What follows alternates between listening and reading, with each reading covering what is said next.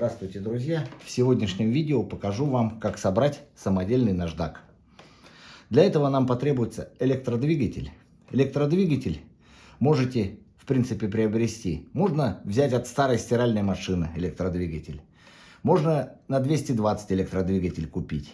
Можно на 380. На 220 двигатель, конечно, будет дороже. На 380 будет подешевле электродвигатель. Можно БУ взять электродвигатель, опять же бывший в употреблении. Вот у меня просто был электродвигатель вот в гараже на 380 вольт. Но если у вас на 380 вольт, то нужен конденсатор, если вы от сети 220 вольт будете работать, для запуска этого электродвигателя. И рабочий конденсатор, чтобы электродвигатель не терял мощность. Если у вас 380 электродвигатель, просто для запуска у вас он запустился, вот у меня 2,2 киловатта, он будет выдавать половину мощности. Это просто при запуске, и мы его отключим. А когда у вас рабочий конденсатор, при электродвигателе 380 вольт, он будет выдавать примерно 75%, ну 70-75% мощности. То есть киловатта полтора он будет выдавать, если на рабочем конденсаторе. Если у вас сеть только 220 вольт, то, наверное, лучше на 220 вольт вам электродвигатель. А если у вас есть 380 где-нибудь в гараже, но это вообще 380, это промышленные, то есть трехфазные. При выборе электродвигателя лучше всего, конечно, чтобы он был с охлаждением. Пусть он работает, можно его, конечно, сделать и на два камня, то есть удлинить здесь вал, здесь будет крыльчатка, ну, мне на один удобнее работать. То есть крыльчатка вот здесь вот находится для охлаждения. Режим работы двигателя S1, а это значит продолжительный. То есть можно работать часами на нем. Но если сильно грузить не будете, то он не будет сильно нагреваться. Тут нагрузки практически на наждаке нету. Это не компрессор, там, что постоянно на валу нагрузка. Ремень висит и нужно там работать. Здесь нагрузки никакой, может работать часами практически. Просто часами. В отличие, допустим, от двусторонних наждаков, вот магазинных, у них режим работы. То есть 30 минут работаешь, в зависимости, опять же, какую нагрузку на вал даешь. 30 минут работаешь и минут 15 для охлаждения двигателя нужно. То есть 30-15, 30-15, а то и 30 минут работает, 30 отдыхает. На этом, как зарядил, и работай, и работай, и работай. Двигатель, потому что этот промышленный. То есть это для производства электродвигатель. На нем работать можно продолжительно. Для электродвигателя нужна, значит, насадка на камень. То есть вот у меня, в моем случае, вот такая вот. Сам камень, естественно. Ну и всевозможные шайбочки для установления всевозможных по толщине камня. Также электродвигатель. Нужно какое-то основание, либо просто закрепить его на столе, вот с помощью болтов здесь специальное крепление. Либо он просто будет у вас стоять, то камни уже как бы большого диаметра вам уже, ну вот, то есть у меня насадка, камни большого диаметра вам уже не одеть. Поэтому электродвигатель нужно, вот, то есть камни все практически уже, ну еще может быть там сколько-нибудь там сантиметр. Большой камень уже диаметром не одеть. То есть вам нужно электродвигатель поднимать. Для этого нужно специальное основание. Ну естественно, если через конденсаторы вы, то конденсаторы нужно где-то либо блок конденсаторов сделать, рядышком будет подключаться, либо их спрятать, конденсаторы куда-то. Либо как-то закрепить на электродвигатель. Но я думаю, вот такой большой он будет даже мешаться. Куда его закрепить? Наверное, куда-то в основание прятать. В общем, нужна какая-то конструкция. Ну и камни, естественно, как я уже сказал, побольше. Значит, электродвигатель нужно поднять. И вот мы сейчас будем смотреть. Вообще это нужно заказать куда-то, я не знаю, на завод, токарю. В общем, и измерить параметры вала. С чего мы и начнем. Берем наш штангенциркуль и мерим диаметр вала. Смотрим. 22. Теперь смотрим длину вала. 50. И под камень, опять же меряем камень наш. Посадка 32. И вот такая вот насадочка получилась у меня. Значит, как я вот заказывал токарю, вот такая вот у меня вышла. Плюс здесь еще нужно крепление на насадке. То есть, чтобы с помощью вот болта закрепить его на валу. Иначе он просто соскочит при работе. Ну вот, одеваем мы нашу насадку. Только мне немножко здесь вот ошибся. До конца должна была одеваться вот так. Но получилось так. Вот с помощью вот болта вот такого крепежного. Вот здесь вот шпонка, вот специальный паз в шпалу, в валу мы одеваем. Здесь уже все проточено. Это вот у меня покупной болтик вот такой. Винтик. Одеваем.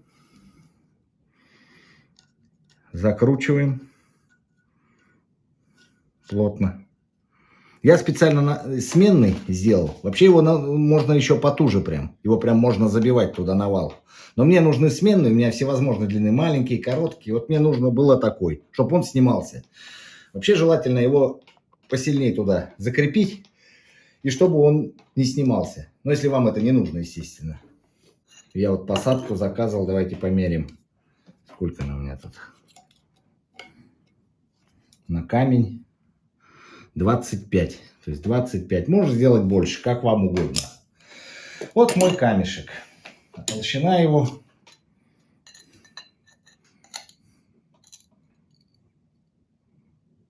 Ну, 8, по-моему. Вот такой вот маленький. Вот такая вот у меня еще шайбочка.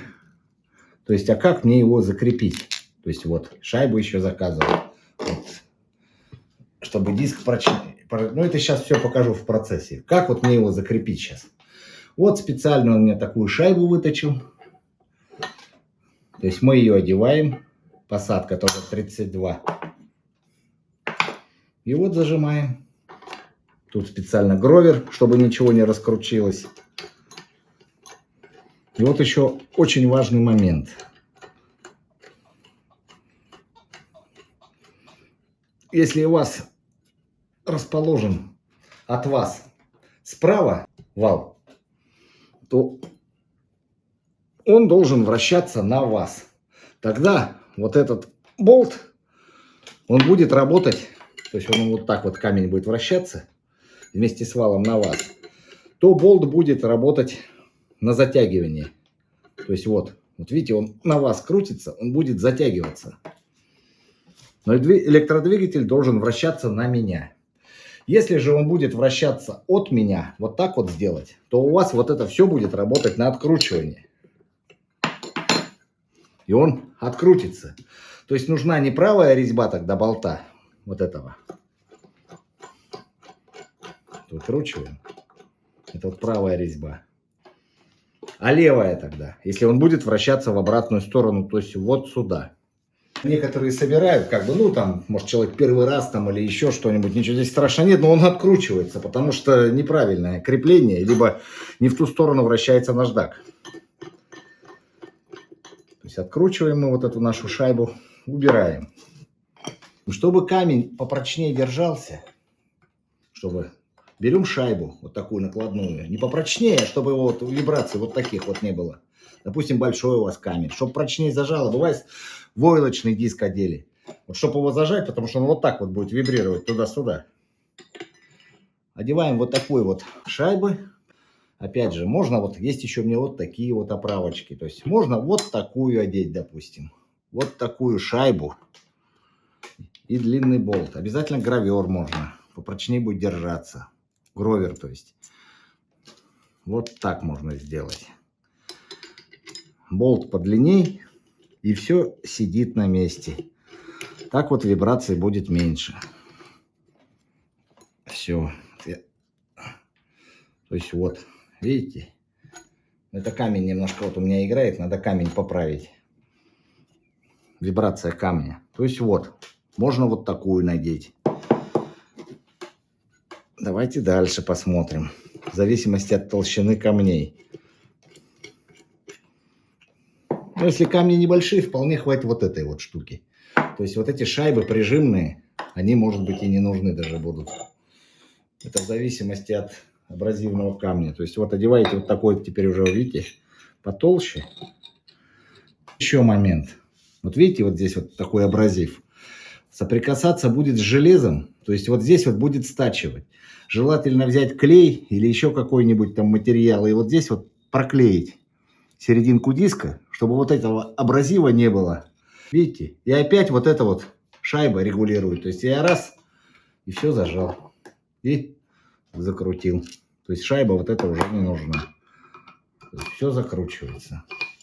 Вот зажимается. Вот давайте потолще камень. Это обязательно надо проклеить. То есть серединку камня. Изолента здесь не пойдет, а вот здесь вот немножко клея и вот эти вот шероховатости убрать. Одеваем теперь вот большой камень, вот такой широкий. И смотрим, что получается. То есть видите, вот сейчас нам вот это вот не нужна. Зачем нам вот такая вот шайба, чтобы вот она еле-еле держалась вот на таком посадочном месте. Берем вот такую шайбу, но она не зажмет, видите? Она не зажимает тут между камнем и нашей оправкой вот расстояние. Что можно сделать? Возьмем вот такую шайбу, оденем и все. И теперь уже мы прижмем вот такой вот шайбой. Это 100% камень сядет. Вот смотрите. Почему они нужны всякие? Если вы работаете не на одном камне, а на нескольких. Все сидит на своем месте. Вот смотрите. Я от руки закручиваю. Нужно, конечно, протягивать ключом все. Убираем все наши камни. Ставим мы. Убираем обязательно шайбы. Вот видите, абразив уже здесь. Вот он даже падает. Вот это нежелательно, чтобы вот это посадочное место стиралось, как я уже сказал. Ну и давайте переходить к электрической части. Открываем крышку. И что мы здесь видим? Электродвигатель у нас на 380 вольт. А у нас сеть 220 вольт. Для запуска его от сети 220 вольт потребуется нам конденсатор для запуска. То есть у меня электродвигатель 2,2 киловатта. Получается, что от сети 220 вольт у нас 3 обмотки. У нас мощность будет всего лишь 1,1 киловатт. 1 или 1,1. Ну, то есть половина. Можно подключить еще рабочий конденсатор. И двигатель будет выдавать 75-80%. Нет, 75 где-то 70% от своей мощности с рабочим конденсатором. Потому что он на 380 вольт. И давайте будем запускать его. Если у вас сеть на 380, естественно, вам никакие конденсаторы не нужны. Он будет работать от 380, потому что он трехфазный. Но у меня сеть 220, поэтому мне нужен конденсатор для запуска. Берем питающий провод, вот у меня. Но здесь нужно, конечно, закрепить. Это у меня просто крокодильчики для запуска. И подключаем его на любые 2 контакта. Вот здесь вот. На любые. Ну, давайте вот так сделаем. То есть сюда и сюда. Сейчас электродвигатель у нас не запустится. Он будет просто гудеть. Тем более 3000. 3000 оборотов он. Вот у нас конденсатор. Значит, на любой из проводов, где у нас 220 вольт, мы берем и подключаем конденсатор. Мы подключаем конденсатор. То есть вот. Все. Сейчас мы включим в сеть, электродвигатель должен запуститься. И посмотрим, в какую сторону у нас вращается вал. Запускаем. 50 микрофарад. А не хватает 50 микрофарад. Значит, конденсатор нам нужно взять побольше. Мало, видите? 50 микрофарад. Он вообще на месте стоит, не может разогнаться. Значит, берем конденсатор помощнее. У меня есть еще конденсатор на 100 микрофарад. Конденсатор на 100 микрофарад, то есть в 2 раза мощнее. Тот был 50. Та же самая схема подключения. Вот оно 220, вот эти 2 провода идут от сети.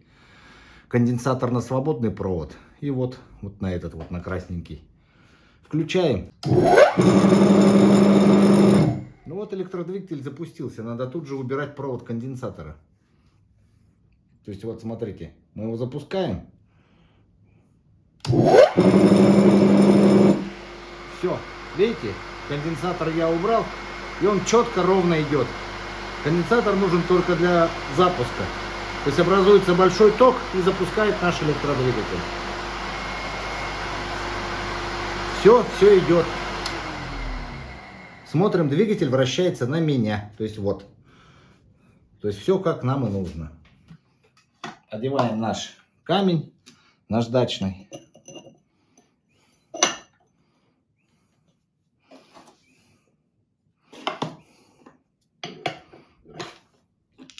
То есть вот.